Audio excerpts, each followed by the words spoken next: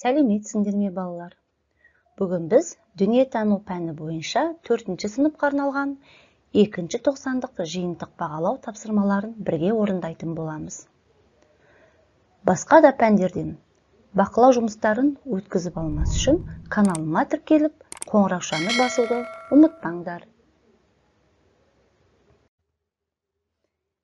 2-ші тоқсан мәдени мұра мамандықтар әлемі ортақ тақырыбы бойынша жиынтық бағалау. 1-ші тапсырма. Мәтінді түсініп оқы. Берілген ақпаратқа сүйеніп, уақыт лентасына қазақ халқының қалыптасуының негізін салған тайпалардың атауын жаз. Қазақстан аумағын мекендеген сақтар желдей жүріп көшпелі халық болған. Олар да мал шаруашылығымен көшпелі, жартылай көшпелі отырықшы түрлері кең тараған. Сақтардан кейін Қазақстан аумағында үлкен мемлекет құрып, дәуірлеген халық ғұндар. Олар батыр да ержүрек жауынгер халық болған. Біздің заманымыздың 1000 жылдығында орта кезінде Қазақстан даласында ірі өзгерістер болды. Бұл дәуір ежелгі түрік дәуірі деп аталды. Оның негізін салған буын қаған.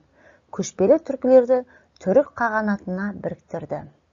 Ал Жәнібек пен Керей сұлтандар қазақ хандығын құрды.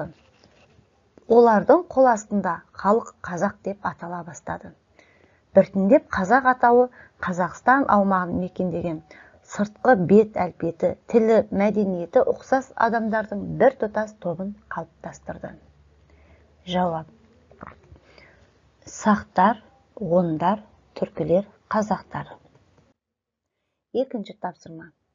Сипаттаманы атақты тұлғалардың есімімен сәйкестендір. 1-ші баған қызметі, 2-ші бағанда атақты тұлғалар туралы. Тұңғыш қазақ ғарышкері Тоқтар Әубәкіров. Академик ғалым геолог Қаныш Сәтбаев. Атақты суретші Әбілхан Қастеев. Әбілхан Қастеевтің еліміздің дамуына қосқан үлесі туралы жаз. Әбілхан Қастеев Қазақстанның алғашқы кәсіби суретшісі. Қазақ бейнелеу өнерінің негізін қалаушы. Қазақстан мен көршілес елдердің бейнелеу өнерінің дамуына үлес қосты. Оның шығармашылығы әлемдік мәдениет қазынасына енді. 3-ші тапсырма. Суретке қара. Берілген сұрақтарға жауап бер. А. Елімізде бұл мереке қай күні атап өтіледі? Жауап. 15-ші қарашада. 1993 жылдың 15-ші қарашасынан бастап тойланып келеді. Б.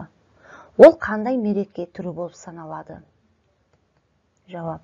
Кәсіби мереке, қаржыгерлердің кәсіби мерекесі. 4-ші тапсырма. 19-21 ғасыр Қазақстан ғылым мен мәдениет саласында қандай жетістіктерге жетті? 2 мысал келтір. Жауап. Ғылым саласында. 1. Жаңартылған оқу бағдарламасы оқулықтар кешені дайындалды. Назарбаев университеті, зияткерлік мектептері, болашақ бағдарламасы, медицина саласының дамуы, цифрлық және инновациялық технологияның дамуы, робототехника Экспо 2017 көрмесінің ұйымдастырылуы. Мәдениет саласында. 1. Мәдениет саласындағы жетістіктері ұлттық домбыра күнінің бекітілуі. 2. Кино және театр өнерінің дамуы. Құдайберген, Төлешова тағы басқа өнер адамдары арқылы әлемдік аренаға шығу. Балет өнерінің дамуы. Тарихи мәдени мұраларды, мысалы, алтын адам, әлемдік мұражайларға алып шығуы. Спорт саласындағы жетістіктері жатады. Көптеген. 5-ші тапсырма. Қазақстан Республикасының Конституциясында берілген баптарды оқы. Еліміздің азаматтарының тағы қандай құқықтары мен міндеттері бар? Әр қайсысына 2 мысал келтір. Құқықтары. 15-ші бап.